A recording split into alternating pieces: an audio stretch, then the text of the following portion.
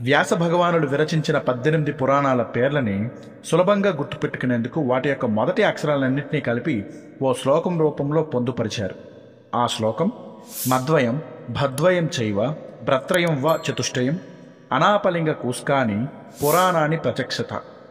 పై శ్లోకంలో మద్వయం అనగా మా అక్షరంతో 2 పురాణాలు, మత్స్య మరియు మార్కండేయ పురాణం, భ అనే అక్షరంతో 2 భాగవతం మరియు భవిష్య పురాణాలు, బ్ర అనే అక్షరంతో 3 బ్రహ్మ, బ్రహ్మ వైవర్త మరియు బ్రహ్మాండ పురాణాలు, వా అనే అక్షరంతో 4 వాయు, వరాహ, వామన, విష్ణు పురాణాలు, ఆ అనే అక్షరంతో అగ్ని పురాణం, నా అనే అక్షరంతో నారద పురాణం, ప అనే అక్షరంతో పద్మ పురాణం, లిం అనే అక్షరంతో లింగ పురాణం, గ అనే అక్షరంతో గరుడ పురాణం, కు అనే అక్షరంతో కూర్మ పురాణం, స్కా అనే అక్షరంతో స్కాంద పురాణం.